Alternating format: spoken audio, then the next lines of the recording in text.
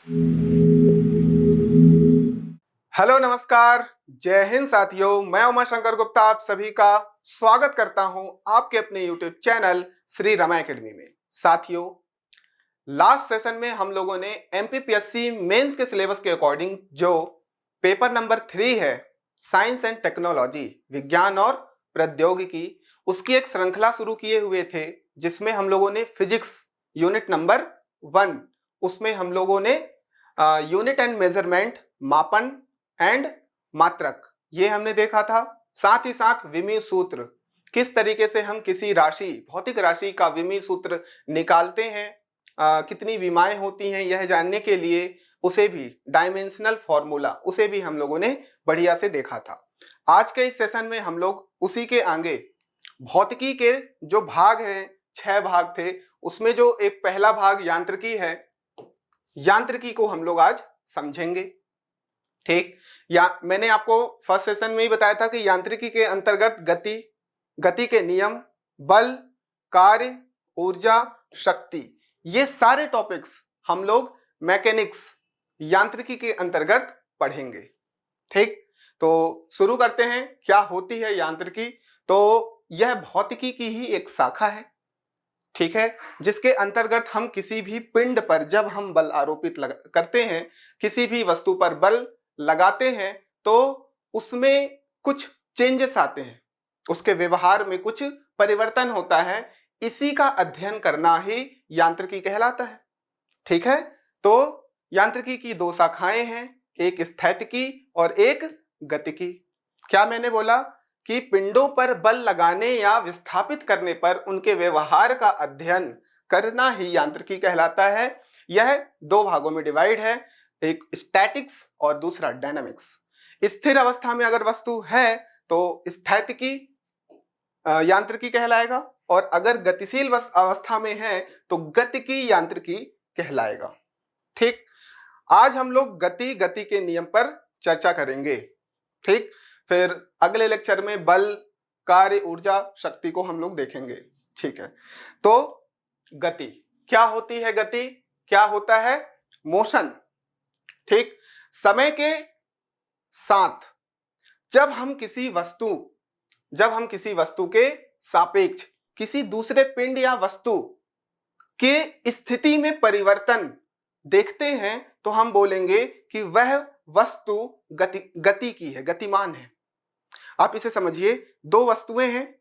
ठीक, ये वस्तु इस वस्तु के सापेक्ष अगर अपनी स्थिति, ये इसकी स्थिति है, स्थिति 1, पोजीशन 1, अगर ये अपनी स्थिति बदलती है तो हम कहेंगे कि ये पहली वस्तु जो है इस वस्तु के सापेक्ष गतिशील हुआ, गति है, गति किया इसने। ठीक, यही चीज है। क्या? समय के साथ किसी वस्तु के सापेक्ष किसी निकाय की स्थिति या स्थान में होने वाले परिवर्तन को ही गति, मोशन कहते हैं। ठीक है, ये आपके पास एक वस्तु ये है, एक वस्तु ये है। अगर हम इस वस्तु के सापेक्ष इस वस्तु की अवस्था में परिवर्तन करें, इसकी अवस्था पहली मतलब स्टेट, पहले पोजीशन की बात करें, तो पोजीशन 1 से अगर ये इसको हमने पोजीशन 2 में रखा तो हम कहेंगे कि यह वस्तु इस वस्तु के सापेक्ष गति किया, मोशन में आया। ठीक, अब गति के कुछ मतलब प्रकार हैं, तो गति के 3 प्रकार हैं। ठीक, उससे पहले एग्जांपल देखो कि जो पृथ्वी है सूर्य के सापेक्ष, ये हमारा सूर्य है। ठीक, सौर मंडल में पृथ्वी और ये सूर्य, पृथ्वी जो है सूर्य के चारों तरफ चक्कर लगा रही है। ये हमें तब पता चलेगा जब हम बाहर से इसे ऑब्जर्व करेंगे। तो हम कह सकते हैं कि सूर्य के सापेक्ष पृथ्वी क्या है? गतिमान है, गतिशील है। ठीक है, परंतु अगर हम पृथ्वी पर जो स्थिर वस्तुएं हैं, स्थित वस्तुएं जैसे हम लोग, तो उनके सापेक्ष पृथ्वी गतिशील है कि नहीं है? तो हम बोलेंगे पृथ्वी रेस्ट में है, मतलब स्थिर अवस्था में है।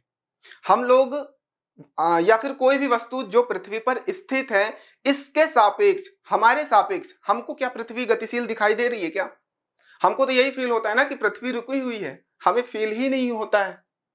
तो उदाहरण में यही है कि पृथ्वी सूर्य के सापेक्ष गतिशील मोशन है, परंतु स्थित वस्तुओं, जो उस पृथ्वी पर वस्तुएं स्थित हैं, हम लोग हैं, उनके सापेक्ष पृथ्वी जो है वह रेस्ट में है, स्थिर अवस्था में है।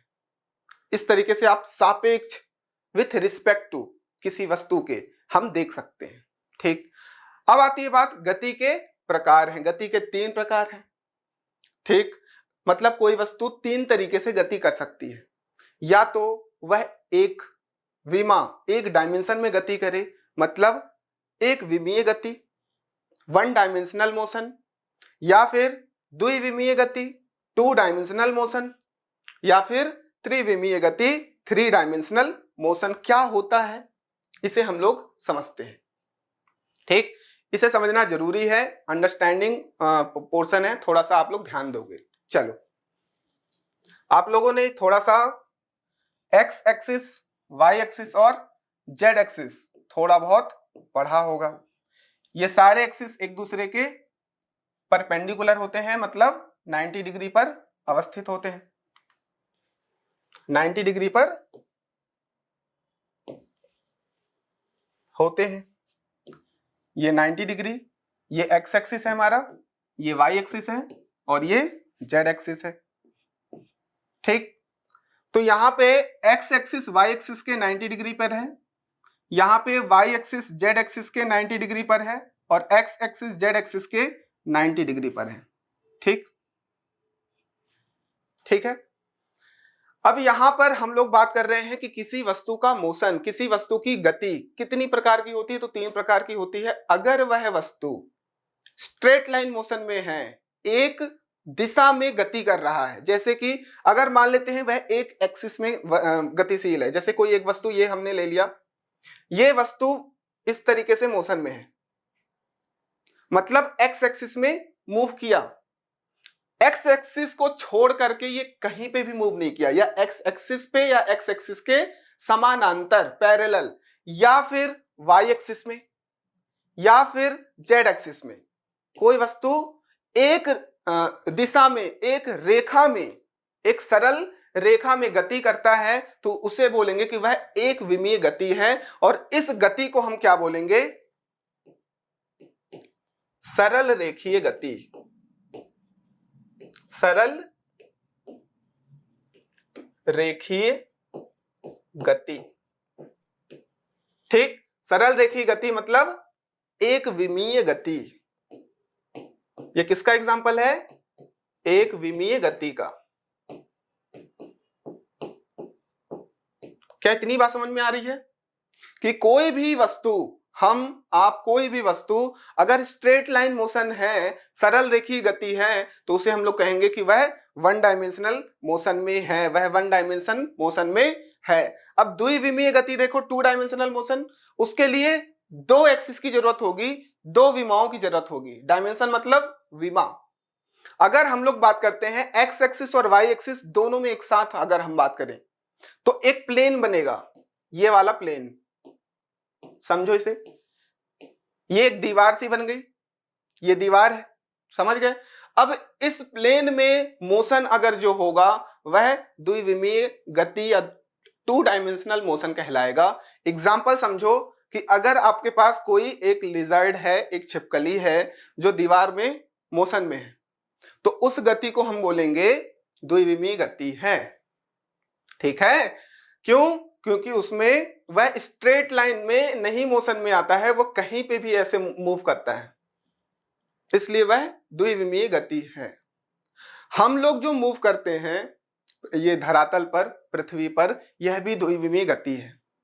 कार, मोटर, जितनी बाइक्स, जितने भी गाड़ी वगैरह हैं, ये सब रोड पे जो चल रहे हैं, ये सब द्विविमीय 2 डायमेंशनल मोशन है।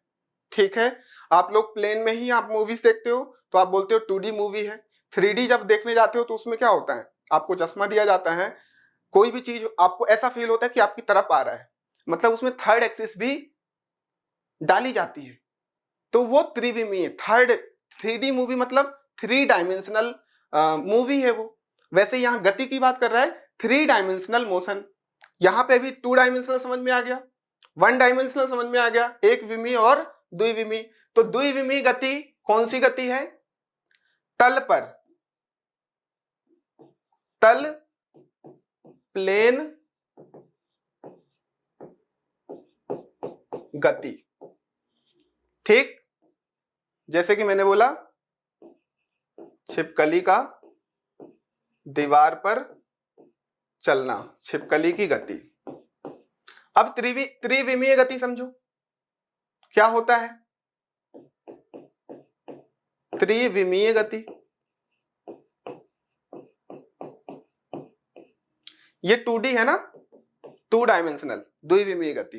त्रिविमीय गति जिसमें तीनों डायमेंशंस यूज आ जाएं, तीनों एक्सिस काम में आए, मतलब हवा में मोशन।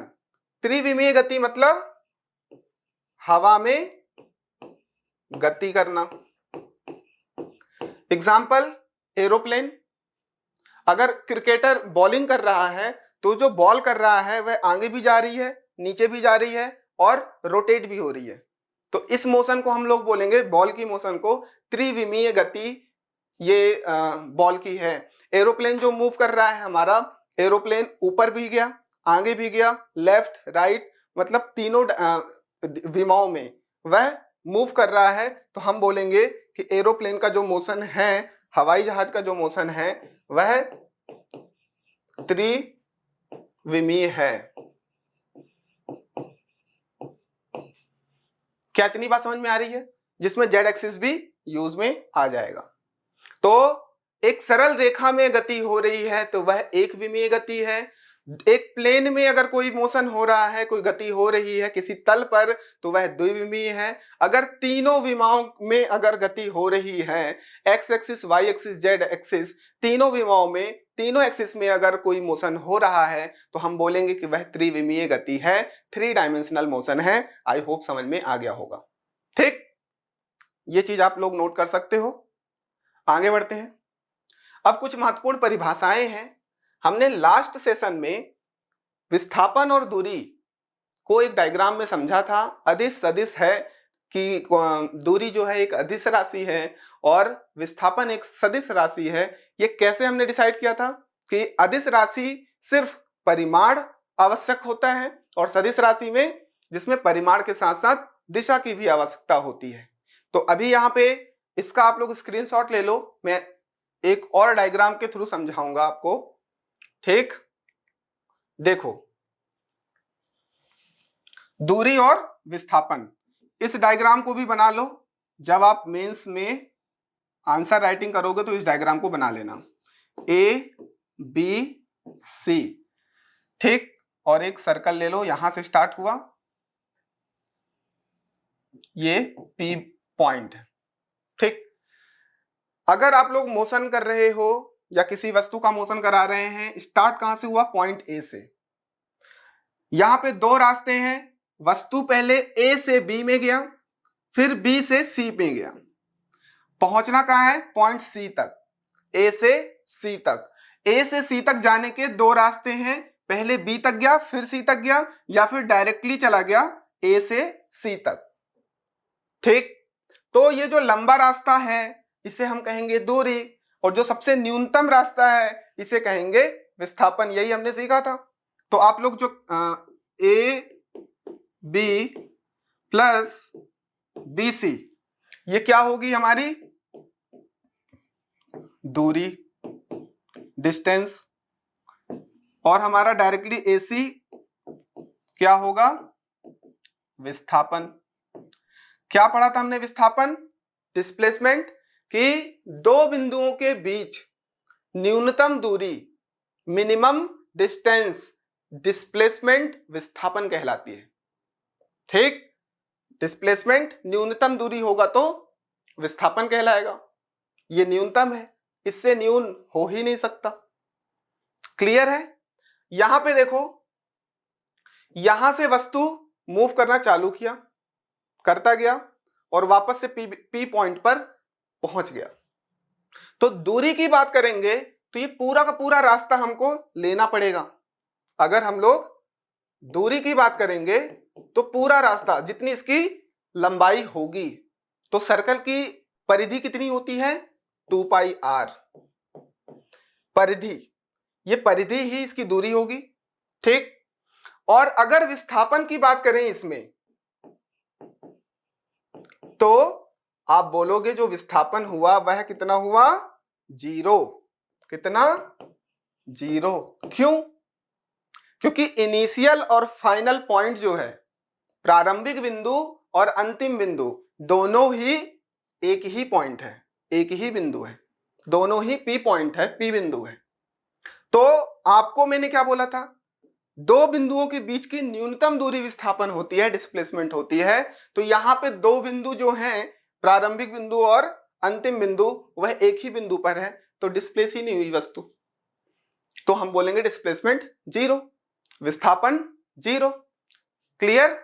इसे नोट कर लो, स्क्रीनशॉट ले लो और ये बनाओगे आप लोग, ठीक। उसके बाद इसका स्क्रीनशॉट लेने को बोला था। अब इसे समझो, आपको समझ में आएगा। विस्थापन क्या है, किसी वस्तु की किसी विशेष दिशा में अंतिम और प्रारंभिक स्थिति, अंतिम और प्रारंभिक स्थिति वही चीज है, प्रारंभिक बिंदु अंतिम बिंदु, इन दोनों स्थिति का जो दूरी है, बीच की न्यूनतम दूरी को उस वस्तु का विस्थापन कहते हैं, डिस्प्लेसमेंट कहते हैं।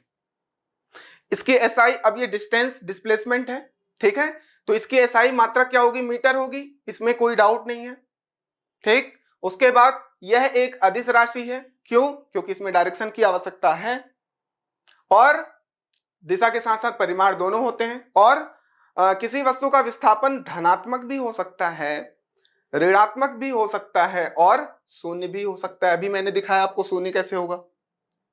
धनात्मक मतलब पॉजिटिव होगा, नेगेटिव डायरेक्शन में उल्टी दिशा में जाएगा तो ऋणात्मक होगा। जो भी सदिश राशियां होंगी तो उसमें ऋणात्मक भी आएगा, ठीक। धनात्मक होगा ही होगा, 0 मैंने बता दिया। और अगर अपनी उल्टी दिशा में, किसी वस्तु के सापेक्ष में वह उल्टी दिशा में जा रहा है तो ऋणात्मक होगा, जैसे वो शून्य हुआ था, और अगर उल्टा जाते तो वो ऋणात्मक होता, ठीक है, देख लेंगे। उसके बाद विमीय सूत्र जो होगा वो क्या होगा, सिर्फ L होगा, m0 L1 T0। कैसे निकाले थे, हमने लास्ट क्लास में देखा था, ठीक, कि जो विस्थापन है उसे D से डिनोट करते हैं, ठीक, डिस्प्लेसमेंट, और इसका जो यूनिट है वह मीटर है।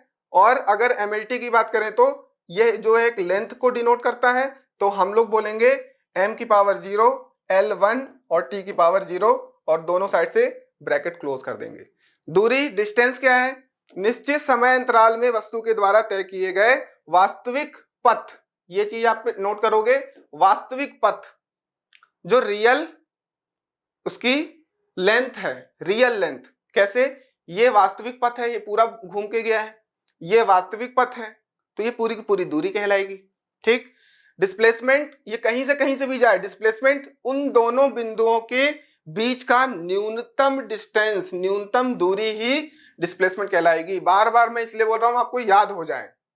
दूरी का भी मात्रक क्या है, मीटर है, ठीक। दूरी एक अदिश राशि है, ठीक, और विस्थापन सदिश है। दूरी सदैव धनात्मक होगी, यह पॉइंट इंपॉर्टेंट है। कभी भी आपने ये चीज नहीं बोला होगा कि मैं -5 किलोमीटर चल के आया हूं, मैं -1 किलोमीटर चल के आया हूं, ऐसा कभी बोले हो? नहीं बोले हो। या फिर आप थोड़ा सा भी चलते हो तो ये कभी नहीं बोलते हो कि 0 आपने दूरी चली है या फिर माइनस में चला है, तो इसलिए आप बोलोगे दूरी सदैव धनात्मक होगी। पर यहां पर विस्थापन धनात्मक, ऋणात्मक, शून्य, तीनों में से कुछ भी हो सकता है। इसका भी विमीय सूत्र क्या होगा, m0 L1 और T0, ठीक।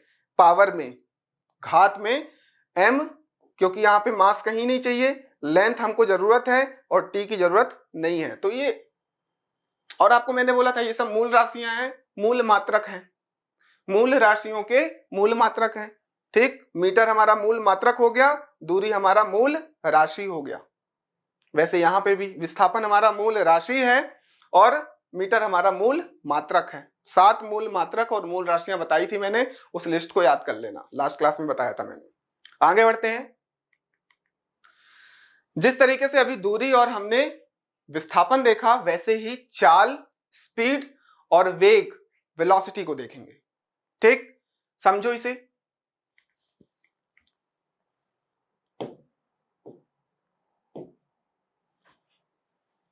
सबसे पहले चाल देखो। चाल को इंग्लिश में स्पीड बोलते हैं, इसलिए इसको चाल को हम लोग स्मॉल एस से डिनोट करेंगे, और जो वेग होगा हमारा उसको वेलोसिटी इंग्लिश में बोलते हैं, इसलिए स्मॉल वी से इसे डिनोट करेंगे। ठीक, चाल की परिभाषा क्या होती है? दूरी बटे समय, दूरी बटे समय।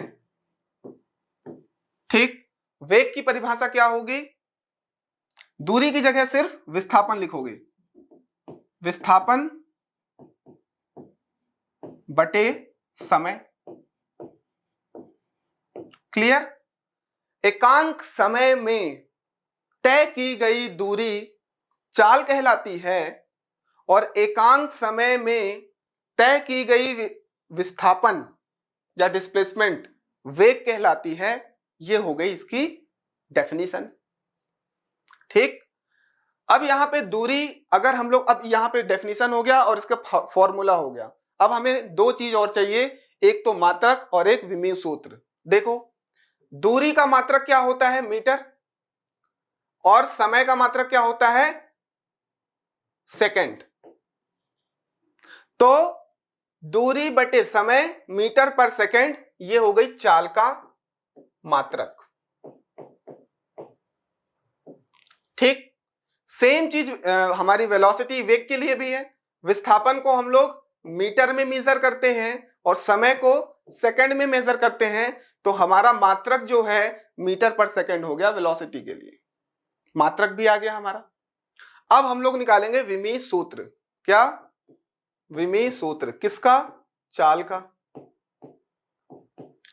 तो यहां पे देखो, दूरी, दूरी हमने क्या क्या पढ़ा था विमीय सूत्र में?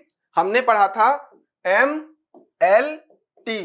एम जो है हमारा मास को डिनोट करता है, एल जो है लेंथ को, और टी जो है टाइम को। ठीक है, एम एल टी, इसी से हमने विमीय सूत्र निकाला था। तो हमने बोला पहले क्लोज ब्रैकेट बनाओ, एम एल टी तीनों लिख लो। ठीक, अब देखो यहां पे क्या क्या चीजें आ रही हैं। ठीक, तो यहां से बनाओगे, दूरी के लिए क्या होगा? दूरी मतलब लेंथ, तो एल हो गई हमारी दूरी के लिए, और समय के लिए हो जाएगा अपॉन में टाइम टी। ये हो गया विमीय सूत्र। इसको और क्या लिख सकते हैं? L T minus one. क्या समझ में आ रहा है? क्या लिखा हमने? टी जो है डिनोमिनेटर में है, वह ऊपर गया तो माइनस वन उसमें साइन आ गया, तो यहां से हम लोग बोल सकते हैं L T minus one. M कहीं नहीं है तो यहां पे बोलेंगे M zero L one T minus one. ये हो गया हमारा विमीय सूत्र। किसका? चाल का। सेम वेग का भी होगा। देखो, विस्थापन को किससे डिनोट किया हमने? लेंथ है हमारा, और समय कैपिटल टी से, तो यहां से क्या हो गया? L T minus one. तो विमीय सूत्र क्या बनेगा हमारा? M zero L one T minus one. ये हो गया हमारा वेग का, जो कि चाल और वेग का सेम होता है। तो मात्रक भी सेम, विमीय सूत्र भी सेम, सिर्फ एक चीज चेंज आएगा, जब फॉर्मूला लिखोगे तो यहाँ विस्थापन लिखोगे, इसमें दूरी लिखोगे। आई होप समझ में आ गया होगा। इतना डिटेल में मैं क्यों पढ़ा रहा हूं? थोड़ा सा समझाने के लिए कि आपको चीजें याद हो जाएंगे, और जो नॉन साइंस बैकग्राउंड के बच्चे हैं उनको प्रॉब्लम आती है, उन्हीं के लिए ये मैं थोड़ा सा डेप्थ में जा रहा हूं, बाकी बच्चों के लिए तो है ही। ठीक, तो इसे आप लोग स्क्रीनशॉट ले लो, इसको भी ले लो। अब ये सारे पॉइंट्स जैसे मैं लिख रहा हूं इसी तरीके से आपको मेंस में लिखना है, आंसर राइटिंग में वैसे ही आपको करना पड़ेगा। आपको 5-5 पॉइंट्स 6-6 पॉइंट्स इसी तरीके से बनाने पड़ेंगे। ये सबसे अच्छा वे होता है प्रेजेंट करने का। ठीक, तो चाल क्या है? किसी वस्तु के द्वारा इकाई समय में तय की गई दूरी उस वस्तु की चाल कहलाती है, कि किसी पर्टिकुलर टाइम पीरियड में जब कोई वस्तु दूरी कुछ तय करता है तो वह उसकी चाल कहलाती है, और अगर वहां विस्थापन है तो वेग कहलाएगी।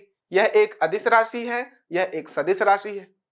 ये इसका इकाई मात्रक मीटर पर सेकंड है, इसका भी मीटर पर सेकंड है। इसका ये थोड़ा गलत है ना, क्या हो जाएगा? M L T minus one, M zero L T minus one, अभी निकाल के बताया मैंने, ठीक। ये यहां -1 लगा दो, तो दोनों का विमीय सूत्र क्या हो गया, L T minus one m0 l1 t minus one. इसका फॉर्मूला दूरी बटे समय dy t, विस्थापन बटे समय dy t। स्क्रीनशॉट ले लो। अब बात आती है त्वरण, एक्सेलरेशन। दूरी समझ में आ गया, चाल वेग समझ में आ गया, त्वरण क्या है। तो एग्जाम्पल के थ्रू समझो, आप लोग एक हाईवे पे गाड़ी चला रहे हो, आपके बाइक या स्कूटी की जो स्पीड है वह 40 किलोमीटर पर आवर है, जो स्पीड है वह 40 किलोमीटर प्रति घंटा है, ठीक।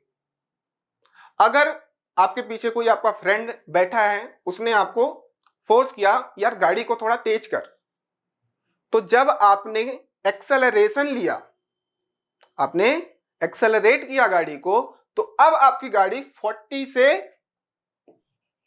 60 किलोमीटर पर आवर की स्पीड पकड़ ली। ये स्पीड लिख रहा हूं।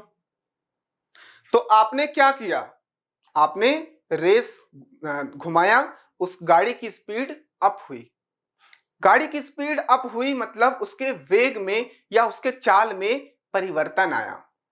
क्यों? क्योंकि 40 से 60 है तो परिवर्तन हुआ, और वह भी कुछ समय अंतराल में हुआ होगा। तो यह जो वेग में परिवर्तन हो रहा है, और ये कंटिन्यूअसली एक दिशा में अगर बात करूं तो आप यहां पे बोलोगे कि किसी पर्टिकुलर टाइम पीरियड में वेग में जो परिवर्तन हो रहा है वही उसकी एक्सेलरेशन त्वरण कहलाएगी, या फिर वेग में परिवर्तन की दर त्वरण कहलाता है। तो आप डेफिनेशन लिख सकते हो, समय के साथ किसी वस्तु के वेग में परिवर्तन की दर उस वस्तु का त्वरण कहलाता है। हमने क्या किया, स्पीड अप किया, उसके वेग में परिवर्तन किया, कुछ समय अंतराल में किया, इसी को त्वरण कहते हैं, ठीक है। इसे स्मॉल ए से डिनोट करते हैं, स्मॉल ए से प्रदर्शित करते हैं। अब यहां त्वरण ए इज इक्वल टू, देखो, वेग में परिवर्तन अपॉन टाइम, ये हो गया फॉर्मूला। फॉर्मूले से ही डेफिनेशन भी लिख सकते हो कि वेग में परिवर्तन की दर, समय जब भी नीचे आए तो उसको दर बोलते हैं, ठीक। अब यहां वेग हमारा कितना था, यहां पे देखो, ये हमारा हो गया v1 इनिशियल वेलोसिटी, प्रारंभिक वेग, और ये हो गया v2। यहां पे डाल के देखेंगे 60 माइनस 40, मान लेते हैं जो टाइम उसमें लगा वो 3 सेकंड लगा या 4 सेकंड लगा, ठीक, 4 सेकंड मान लेते हैं। तो 4 माइनस 0 माइनस करोगे तो 20/4, 5 आ गया आपका। जो 5 आया है यही आपका एक्सेलरेशन है, यही आपका त्वरण है। कैसे किया हमने, वेग में परिवर्तन की दर को हमने त्वरण बोला। यहां पे वेग में परिवर्तन v2 माइनस v1 से डिनोट किया, नीचे t2 माइनस t1 समय में जो परिवर्तन आया, कुछ समय हमने 0 माना, 0 के बाद 4 सेकंड में उसने 40 से 60 किलोमीटर प्रति आवर की स्पीड अप की। तो यहां हमने सब कुछ रखा, delta V by delta T हमसे डिनोट करते हैं, इसी को हम लोग ए बोलते हैं। ए मतलब एक्सेलरेशन। यहां से हमने क्या किया, 60 माइनस 40, 4 माइनस 0, 20/4 आया, ये 5 आया। सर यूनिट क्या होगी, यूनिट क्या होगी, तो इसकी यूनिट निकाल सकते हैं बहुत आराम से। देखो कैसे, आप ये बोल सकते हो a is equal to V upon T. बस आपको क्या करना है, चेंज डेल्टा लगाना है। तो अभी हमने v का मात्रक क्या पढ़ा था, मीटर पर सेकंड, और टाइम का क्या होता है, सेकंड। तो ये आपस में कंबाइंड होकर के क्या बनेगा, मीटर, और ये 2 सेकंड, सेकंड दोनों नीचे आ जाएगा तो दोनों डिनोमिनेटर में आकर के सेकंड का स्क्वायर बनेगा, मीटर पर सेकंड स्क्वायर। ये हो गई यूनिट किसकी, एक्सेलरेशन की, त्वरण की, मीटर पर सेकंड स्क्वायर। क्या इतनी बात समझ में आ रही है? यह एक सदिश राशि है, ये नोट कर लिया। अब बात आती है, हमने मात्रक बता दिया, यह एक सदिश राशि है। सदिश राशि क्यों? क्योंकि यहाँ पे वेग में परिवर्तन बोल रहा है, चाल में नहीं। ठीक, तो हमने क्या बता दिया? सदिश राशि है, हमने मात्रक बता दिया। अब बात आती है विमीय सूत्र की। तो विमीय सूत्र हमने क्या निकाला? पहले समझो A is equal to V upon T, formula हो गया। हमने अभी विमीय सूत्र किसका? चाल वेग का क्या निकाला था? LT minus 1। ठीक, तो यहां पे सीधा लिख दो LT माइनस 1, और T का क्या होता है? समय जो है कैपिटल T। अब ये जो T है ये भी ऊपर जाएगा तो क्या बनेगा? LT minus 2। ये हो गया विमीय सूत्र किसका? एक्सेलरेशन का। तो एक्सेलरेशन का विमीय सूत्र क्या हो गया? क्लोज्ड ब्रैकेट, m तो है नहीं, m0 L1 t minus 2 power में। तो LT माइनस 2 विमीय सूत्र हो गया, यहां पे आप लोग देखो। ठीक, त्वरण का विमीय सूत्र LT की पावर माइनस 2। ठीक, ब्रैकेट में m0 LT माइनस 2। किसी वस्तु का त्वरण जो है धनात्मक और ऋणात्मक दोनों हो सकता है। अगर आपने गाड़ी का रेस बढ़ाया था तो वहां पे आपने धनात्मक एक्सेलरेशन दिया, पॉजिटिव एक्सेलरेशन, धनात्मक त्वरण। परंतु अगर आपकी स्पीड 40 थी और आपने क्या किया? ब्रेक लगाया, 40 से आपने स्पीड 20 किलोमीटर पर आवर की कर दी, तो आपके वेग में जो परिवर्तन हुआ है वह कम हुआ है। तो कम होने की वजह से यहां पे क्या आ जाएगा? ये हो जाएगा आपका 20 माइनस 40। तो यहां पे जो वैल्यू आएगी और नीचे आ जाएगा 4 माइनस 0। तो ये जो वैल्यू आएगी साथियों, ये माइनस में 20/4 आएगा और ये माइनस में 5 आंसर आएगा। तो ये माइनस साइन के साथ आता है क्योंकि यहाँ पे वेग में परिवर्तन हुआ है, तो वेग में कमी आई है, जिसकी वजह से इसे हम बोलेंगे कि ऋणात्मक त्वरण हुआ है। इतना एक्सप्लेन इसीलिए कर रहा हूं कि ये चीजें याद हों। आपको यह याद होना चाहिए कि त्वरण जो है धनात्मक भी हो सकता है, ऋणात्मक भी हो सकता है, और ऋणात्मक त्वरण को मंदन बोलते हैं। अब आपको 3 मार्कर में सीधा बोल देगा कि मंदन क्या है। फिर आप क्या लिखोगे? आप लिखोगे 3 मार्कर में 1-2 पॉइंट्स तो आपको लिखना पड़ेगा कि यह एक त्वरण है जिसे हम लोग ऋणात्मक त्वरण कहते हैं। फिर उसके बाद इसकी विमीय सूत्र और मात्रक आप लिख सकते हो। ठीक है, इसे हम लोग डी एक्सेलरेशन बोलते हैं और त्वरण को एक्सेलरेशन बोलते हैं। इतनी चीजें याद रखोगे। वस्तु का वेग बढ़ रहा है तो त्वरण धनात्मक, उसके विपरीत यदि घट रहा है तो त्वरण ऋणात्मक होगा, अभी बताया मैंने। वस्तु का ऋणात्मक त्वरण मंदन कहलाता है, रिटार्डेशन। रिटार्डेशन डी एक्सेलरेट करने पे हुआ। ठीक, हमने ये फॉर्मूला देख ही लिया, नोट डाउन कर लो।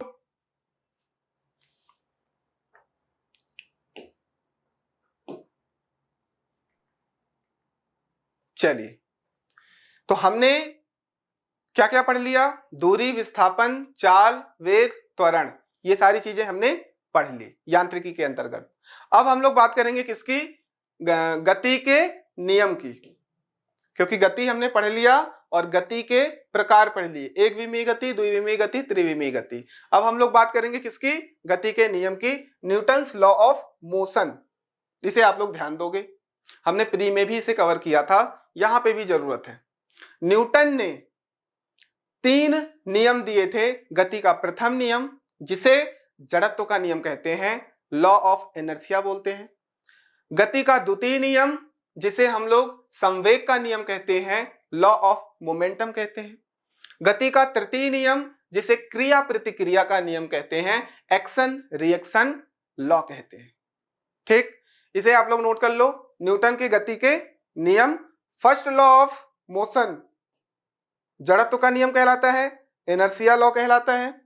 सेकेंड लॉ जो है संवेग का नियम कहलाता है, मोमेंटम लॉ कहलाता है। थर्ड जो है क्रिया प्रतिक्रिया का नियम कहलाता है, एक्शन रिएक्शन लॉ कहलाता है। इसे बिल्कुल याद रखोगे। कुछ भी 3 मार्कर में, 5 मार्कर में या 11 मार्कर में दे सकता है, एक्सप्लेन करने को देगा।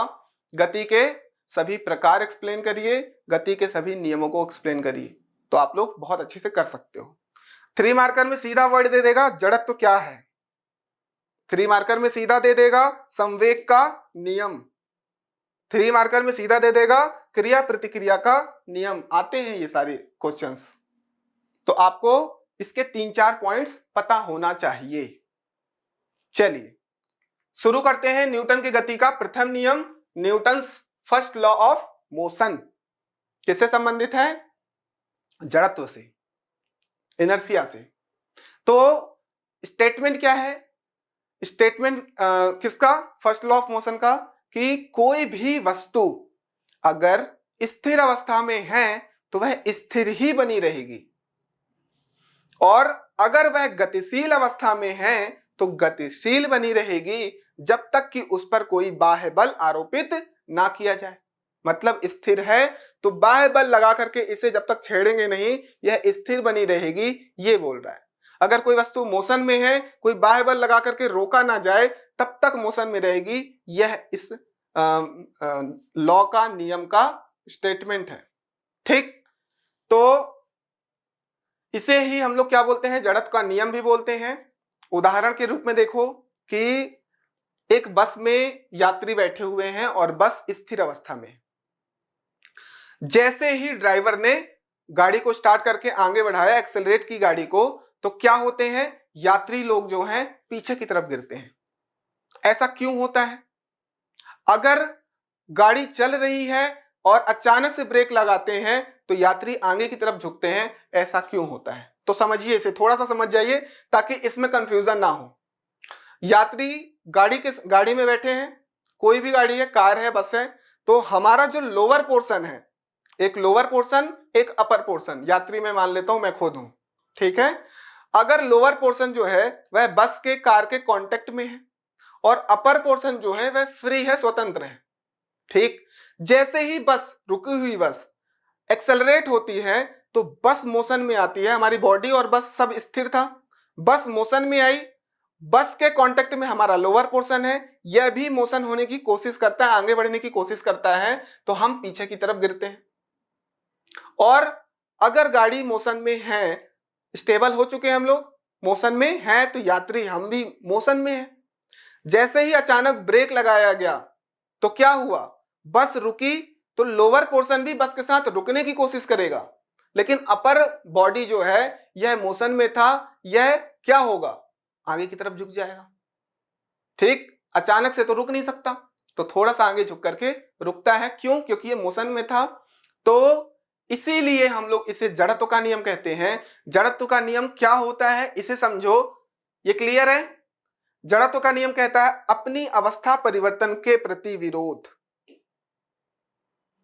अपनी अवस्था परिवर्तन के प्रति विरोध ही जड़त्व का मतलब होता है। ठीक, दूसरी चीज, किसी बाह्य बल की अनुपस्थिति में वस्तु अपनी अवस्था को बनाए रखने का गुण, वस्तु अपनी अवस्था बनाए रखती है, ऐसा गुण वस्तु के अंतर्गत अंदर होता है। जैसे मैं अगर मोशन में था बस के साथ, तो मैं गतिशील रहना चाहूंगा ना। अचानक से ब्रेक मार रहे हो तो मैं गिरूंगा ही। क्यों? क्योंकि मेरी जो अवस्था थी मोशन की थी, मैं उसको बदलना नहीं चाहता हूं। तो अपनी अवस्था का जो परिवर्तन हो रहा है मैं उसका विरोध कर रहा हूं, यही जड़त्व है।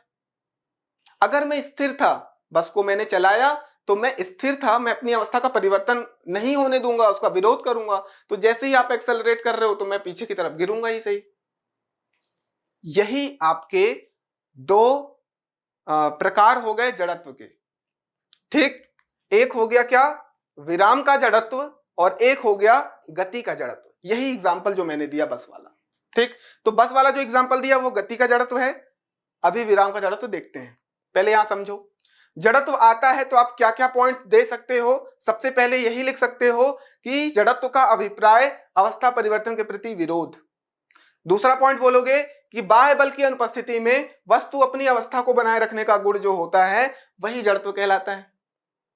ठीक, अब जड़त्व को मापते किसमें है? अगर हम जड़त्व की माप की बात करें तो होता है क्या? द्रव्यमान, उस वस्तु का मास। मतलब वस्तु का जितना द्रव्यमान होगा हम बोलेंगे जड़त्व उतना ज्यादा है, हम बोलेंगे जड़त्व उतना ज्यादा है। जैसे एग्जांपल समझो, आपके घर में अलमीरा है, पूरी खाली है, उसे अगर मैं धक्का देने की लिए बोलूं तो आप बहुत इजीली इस एक पोजीशन से दूसरे पोजीशन धक्का दे करके उसे प्लेस्ड कर दोगे। परंतु वहीं उसका मैं भार, उसमें द्रव्यमान बढ़ा दूं, बुक्स भर दूं, तो आप उसे हिलाने में असमर्थ होगे। तो वह अलमीरा क्या कर रही है? अपनी अवस्था का परिवर्तन का विरोध कर रही है। जितना ज्यादा आप द्रव्यमान बढ़ाओगे वह अपनी अवस्था का विरोध उतना ज्यादा करेगी। ठीक, ये एग्जाम्पल हो गया। हाथी को भी धक्का दोगे तो वह आगे बढ़ेगी नहीं, ठीक है ना। तो जड़त्व वस्तु के द्रव्यमान के समानुपाती होती है, द्रव्यमान के समानुपाती होती है। कौन? जड़त्व। मतलब जड़त्व डायरेक्टली प्रोपोर्शनल है किसके? उस वस्तु के मास के, द्रव्यमान के। इसे भी आपको ध्यान रखना है। तो कितने पॉइंट्स बन गए? आप बहुत आराम से 5 मार्कर में भी लिख सकते हो जड़त्व को। 5 मार्कर में क्वेश्चन आता है तो भी लिख सकते हो, 3 मार्कर में कोई भी 3 बिंदु लिख देना, है ना। एक लाइन में बढ़िया एक्सप्लेन कर देना डेफिनेशन आराम से। शब्द सीमा को ध्यान रखोगे। 3 मार्कर के लिए अभी शब्द सीमा कितनी है? 10 वर्ड या 1 लाइन। 5 मार्कर के लिए 50 वर्ड, 5 मार्कर के लिए 50 वर्ड्स, ठीक। और 11 मार्कर के लिए 200 वर्ड्स। इसकी भी आप लोग थोड़ा सा ध्यान रखोगे। वैसे 3 मार्कर में 3 पॉइंट्स आप लोग लिखना ज्यादा अच्छा होता है, मार्क्स अच्छे मिलेंगे। अब ये जहां पे देखो विराम का जड़त्व, गति का जड़त्व, जो मैंने बस वाला एग्जांपल दिया था वही है, ठीक। विराम का जड़त्व ये कार्डबोर्ड है, कार्डबोर्ड के ऊपर एक क्वाइन है। क्वाइन, जैसे ही मैंने कार्डबोर्ड को खींचा जोर से तो जो क्वाइन है वह सीधे ग्लास में गिरेगा। ये विराम का जड़त्व का एग्जांपल कैसे हुआ? क्वाइन जो है किस अवस्था में है? वह स्थिर अवस्था में है। वह अपनी इस स्थिति को बनाए रखने की कोशिश करेगा, तो वह अपनी जगह पे ही रहा, हिला नहीं। हमने झट से खींचा इसे कार्डबोर्ड को तो वह वहीं रहने की कोशिश किया, बट नीचे कुछ भी नहीं था तो वह ग्लास में गिर गया। जबकि उसको जाना कार्डबोर्ड के साथ चाहिए था, उसको हमने वेग दिया या कुछ भी, लेकिन वह अपनी अवस्था को बनाए रखने की कोशिश किया। अगर उस और भारी वस्तु होगा तो और ज्यादा अपनी अवस्था को बनाए रखने की कोशिश करेगा। तो हमने क्या बोला? जड़त्व जो है उसके द्रव्यमान पर मतलब निर्भर करता है। जितना ज्यादा द्रव्यमान होगा वह उतना ज्यादा जड़त्व वाला वस्तु कहलाएगा, ठीक। तो यह है हमारा विराम का जड़त्व, यह है हमारा गति का जड़त्व। नोट डाउन कर सकते हो, स्क्रीनशॉट ले सकते हो। आगे बढ़ते हैं। न्यूटन की गति का द्वितीय नियम, ठीक, जिसे हम लोग संवेग का नियम कहते हैं। तो अगर आपका आता है न्यूटन की गति का द्वितीय नियम 3 मार्कर में या 5 मार्कर में, तो यहीं से स्टार्ट करोगे। इसे हम लोग संवेग का नियम कहते हैं, लॉ ऑफ मोमेंटम कहते हैं, ठीक। स्टेटमेंट क्या है? किसी वस्तु के संवेग में परिवर्तन की दर, किसी भी वस्तु में संवेग में परिवर्तन की दर वस्तु पर आरोपित बल के समानुपाती होता है। जो भी वस्तु पर बल आरोपित कर रहे हैं वह समानुपाती होगा उसके संवेग में परिवर्तन की दर के। यह स्टेटमेंट हो गया second law of motion, Newton की गति का द्वितीय नियम के, ठीक। और जो ये हो रहा है वह समान दिशा में घटित होगा, यह भी ध्यान रखना है। एग्जाम्पल देखो कि किसी साइकिल के पहिए पर जितना अधिक बल लगाया जाएगा वह पहिया उतनी ही तेजी से रोटेट करेगा, ठीक। एक पहिया है, आपने धक्का गाड़ी चलाई होगी बचपन में। क्रिकेट बॉल को कैच करते समय खिलाड़ी अपने हाथों को पीछे खींचता है, इसे समझो। जब हम लोग कैच यहां पे कर रहे हैं तो हमें चोट ज्यादा लग रही है, लेकिन जैसे ही हम पीछे की तरफ कर रहे हैं तो चोट कम लग रही है। कारण समझो, हमने बोला किसी वस्तु के संवेग में परिवर्तन की दर वस्तु पर लगने वाले बल के समानुपाती होती है। अब यहां संवेग का पहले फॉर्मूला देख लो। संवेग को P से डिनोट करते हैं, m इंटू वी, ये होता है फॉर्मूला। बॉल का कुछ मास है और बॉल किसी वेलोसिटी से आ रही है, तो जैसे ही हमारे हाथों में आ रही है वो कुछ वेलोसिटी से, ठीक, उसके वेग में परिवर्तन हो रहा है, मतलब संवेग में परिवर्तन हो रहा है। अगर हमने यहां से यहां तक मतलब उसे समय ज्यादा दे दिया, हमने उसको समय ज्यादा दिया, तो क्या हुआ? यहां पे हमें चोट कम लग रही है। ठीक, हमने समय ज्यादा दिया है। संवेग में परिवर्तन की दर, दर मतलब नीचे समय होगा। अब समझो इसे, बल जो है डायरेक्टली प्रोपोर्शनल है संवेग में परिवर्तन की दर के। इसके समझो, F जो डायरेक्टली प्रोपोर्शनल होगा संवेग में परिवर्तन के दर के। ये परिवर्तन मतलब डेल्टा आप बना सकते हो या डी से। ये हमारा जो P है, P मतलब होता है M इंटू वी। M तो हो गया कॉमन, ठीक। P को हमने क्या लिख दिया, mv, m डेल्टा v। यहां से देखो v अपॉन टी क्या होता है, अभी हमने एक्सेलरेशन त्वरण पढ़ा। Rate of change of velocity is known as acceleration. किसी वस्तु के वेग में परिवर्तन की दर उसका त्वरण कहलाता है। तो यहां पे आप लोग इसको क्या बोल सकते हो, यह त्वरण है, एक्सेलरेशन है। m तो है ही हमारे पास, तो m a, यहां से क्या आ गया, F is directly proportional to M A. यहां से प्रोपोर्शनैलिटी साइन अगर हम हटाते हैं तो F इज इक्वल टू एक कांस्टेंट वैल्यू आ जाएगी, कोई भी कांस्टेंट हम C मान लेते हैं, इंटू एम ए। और ये अगर कांस्टेंट 1 है तो ये आ जाएगा हमारा F is equal to M A. ये हमने बार बार पढ़ा है, F is equal to M A, आपने कहीं ना कहीं देखा ही होगा। ये कहां से आता है, तो यह न्यूटन के द्वितीय नियम से आता है, न्यूटन की गति के द्वितीय नियम से आता है F is equal to M A. इतना याद रखना है क्या, अगर याद हो जाए तो कर लो, नहीं हो रहा है तो छोड़ दो। सीधा याद रखो, मैंने समझाने के लिए बोला कि जब आपका न्यूटन की गति का द्वितीय नियम आएगा तो आप एक्सप्लेन कर पाओगे क्या, कि जो बल है वह समानुपाती है संवेग में परिवर्तन के दर के। ठीक, तो यहां से आप बोल सकते हो F is equal to M A. आगे देखो, स्क्रीनशॉट ले लो।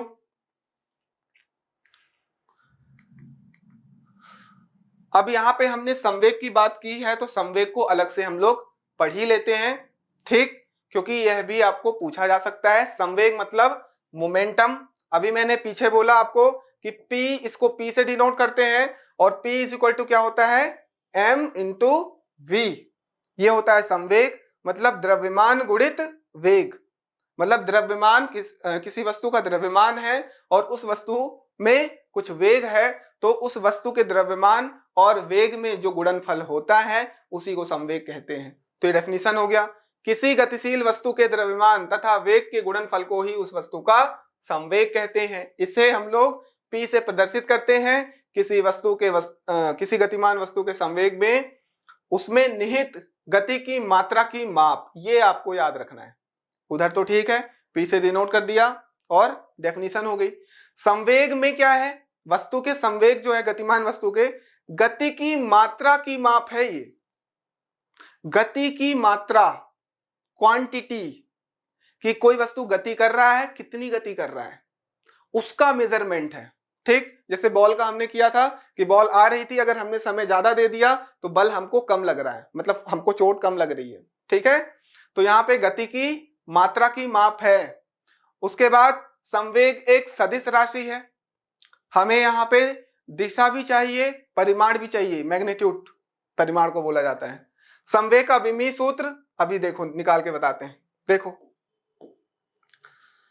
विमीय सूत्र मतलब MLT, यही चाहिए हमको। ठीक, यहां फॉर्मूला देखो संवेग का, M है मतलब मास, मास को किससे डिनोट करते हैं, कैपिटल M से।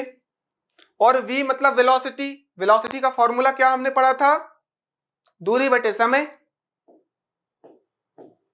दूरी बटे समय। मास का तो हमने लिख दिया, अब दूरी का क्या होगा, L मतलब लेंथ, बटे समय का T मतलब टाइम। ये ऐसे आपको करना है। विमीय सूत्र कितना इजी है, कितना सरल है। इसके बाद क्या करोगे, M L T नीचे, ऊपर गया तो -1, ये हो गया हमारा विमीय सूत्र, MLT -1। कितना इजी है, ठीक। तो हमारा विमीय सूत्र भी हो गया MLT -1। संवेग की परिभाषा हो गई, द्रव्यमान गुणित वेग mv, जहां मास द्रव्यमान का उस वस्तु का मास है, द्रव्यमान है और जो v है वह उस वस्तु का वेलोसिटी है, वेग है। संवेग का SI मात्रक अगर बात करें तो मास का मात्रक क्या होता है, kg, और जो v का होता है ये होता है मीटर पर सेकेंड। तो क्या हो जाएगा, kg मीटर पर सेकेंड, इसको ऐसे लिख सकते हैं kg मीटर पर सेकेंड। ये ऐसे आपको मात्रक भी निकालना है, विमी सूत्र भी निकालना है। ऐसे इंटायर फिजिक्स में हम लोग निकालेंगे मात्रक और विमी सूत्र, आपको सबको इसी तरीके से रट लेना है। ठीक, ऐसे बना बना के करोगे अपने आप याद हो जाएगा चीजें। अगर नहीं याद होता तो आप फटाफट निकाल लोगे, बहुत ईजी है। स्क्रीनशॉट ले लो, आगे बढ़ते हैं। न्यूटन की गति का तृतीय नियम, Newton's law of third, Newton की गति का तृतीय नियम। ठीक, क्या होता है, प्रत्येक क्रिया के लिए एक समान और विपरीत दिशा में प्रतिक्रिया होती है। एक्शन अगर लगाओगे तो उसका कुछ ना कुछ रिएक्शन होगा। ठीक, एक्शन रिएक्शन लॉ इसीलिए बोलते हैं। और वो जो रिएक्शन लगेगा वह विपरीत दिशा में लगेगा, ये ध्यान रखना है। ठीक है, उदाहरण देखो कि अगर आप लोग क्या करते हो, एक तीर धनुष है आपके पास, तीर अगर आगे की तरफ चला रहे हो तो क्या होगा उसमें, हमने क्या किया, पीछे की तरफ क्रिया किया, ये हमने क्रिया किया, एक्शन, और यहां पे छोड़ते हो तो इसका हमको रिएक्शन मिलता है, प्रतिक्रिया आगे की तरफ देखने को मिलता है। सेम चीज बंदूक में, जैसे ही बंदूक आप चलाते हो तो आपको झटका पीछे की तरफ लगता है। ठीक, एग्जाम्पल रॉकेट का देखो, यहां पे फ्यूल बर्न हो रही है। ठीक, तो यहां से जो है एक्शन पीछे की तरफ हुआ, धुआं निकला फ्यूल बर्न होकर के, और इसे एक प्रतिक्रिया रिएक्शन आगे की तरफ मिल रहा है। क्लियर। नाव का भी ऐसे एग्जांपल है, अगर आप जंप करते हो, ठीक, किसी तट पर नाव के से बाहर उतरते हो तो यहां पे पैर जो है इसको पीछे की तरफ धक्का दे रहा है, आप एक्शन आगे की तरफ लगा रहे हो। तो जैसे ही आप आगे उछलने की कोशिश कर रहे हो तो एक रिएक्शन पीछे की तरफ लग रहा है, मतलब एक्शन किया आगे और रिएक्शन हुआ पीछे। सेम चीज जब आप कुएं से पानी भरते हो बाल्टी से, ठीक, तो बाल्टी भरी हुई है और मान लेते हैं वह काफी ऊपर आ चुकी है और रस्सी भी इसमें टूट जाती है, तो जितना उस बाल्टी का मास होगा, मतलब इसमें जो वाटर भरा हुआ है और ये रस्सी से आपने क्या किया हुआ है, यहां पे आपने पकड़ा हुआ है। ठीक, ये रस्सी जैसे ही टूटती है तो ये नीचे की तरफ जाएगा, जितना फोर्स नीचे की तरफ लगा रहा है उतना ही बल आपको पीछे की तरफ रिएक्शन में मिलेगा, प्रतिक्रिया में मिलेगा। क्यों, क्योंकि यहाँ पे एक्शन का रिएक्शन होगा। ठीक, आई होप इतना आपको पूरा समझ में आ गया, न्यूटन की गति के तीनों नियम पता चल गए। ठीक, स्क्रीनशॉट ले लो आप। ठीक, बाकी हाँ, जो 2 लेक्चर हैं इनके पीडीएफ भी हम आपको टेलीग्राम ग्रुप में दे देंगे। ये हमारा टेलीग्राम ग्रुप है, इससे आप लोग जुड़ जाइए। ठीक, ये हमारा फेसबुक, इंस्टाग्राम, ट्विटर, सब पे आप लोग, टेलीग्राम है, सब पे आप लोग जुड़ जाइए। टेलीग्राम पे हम लोग क्विज वगैरह भी डेली कराते हैं, डेली क्विज के फॉर्म में, और कुछ फैक्ट्स आपको वहां पे बताई जाती है, करंट अफेयर चीजें बताई जाती है। तो आप लोग टेलीग्राम पे जुड़ जाइए, पीडीएफ भी मिल जाएगी आपको। ठीक, कोई डाउट हो वहां पे आप पूछ भी सकते हो। ठीक है, इस पूरे सेशन में जो भी कोई भी डाउट हो कहीं पे भी, तो आप लोग कमेंट सेक्शन में आप लोग बोल देना, अगले सेशन में मैं समझा दूंगा या फिर कमेंट में ही आपको डाउट क्लियर करने की कोशिश कर दूंगा। ठीक, तो आप लोगों को ये सेशन आपको अच्छे लग रहे होंगे, मुझे आशा है ना। अगर अच्छे लग रहे हैं तो बढ़िया, इसे शेयर करिए, प्यार बनाए रखिए। तो आप लोग अपना ख्याल रखिए, धन्यवाद।